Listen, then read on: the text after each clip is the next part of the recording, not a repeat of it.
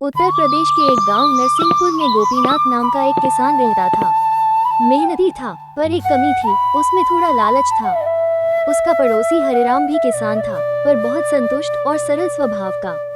एक दिन दोनों खेत में काम कर रहे थे कि तभी अचानक आसमान से एक तेज रोशनी उतरी। रोशनी के बीच एक जादुई साधु प्रकट हुए। साधु बोले, मैं तुम्हें एक वरदान देता हूँ। तुम जो भी मांगोगे वह मिल जाएगा, लेकिन तुम्हारे पड़ोसी को उसका दोगुना मिलेगा। हरिराम मुस्कुराया। गोपीनाथ सोच में पड़ गया। उसे डर था कि अगर उसने कुछ अच्छा मांगा तो हरिराम को उससे 2 गुना मिल जाएगा। फिर भी साधु ने पहला मौका गोपीनाथ को दिया। गोपीनाथ बोला, मुझे एक बोरी गेहूं दे दो।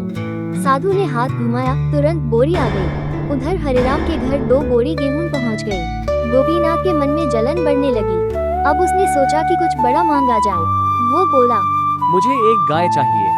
साधु ने मुस्कुराते हुए गाय दे दी। हरिराम के घर 2 सुंदर गाय पहुंच गई। गोपीनाथ से रहा नहीं गया। ये तो हर बार मुझसे ज्यादा पा जाता है। लालच और जलन में अंधा होकर गोपीनाथ बोला। महाराज, मुझे आधी आंख की रोशनी ले लीजिए। साधु ने गहरी सांस ली और बोले। तुम्हारा लालच तुम्हारी बुद्धि को खा गया है। जैसे ही साधु ने वरदान पूरा किया, गोपीनाथ की एक आंख की रोशनी चली गई और नियम के अनुसार हरिराम की दोनों आंखें दोगुनी तेज हो गईं। यानी वो पहले से भी साफ देखने लगा। गोपीनाथ जमीन पर बैठ गया, पछताते हुए बोला, मैंने दूसरों को नुकसान पहुंचाने के चक्कर में खुद को ही नुकसान दे लिया।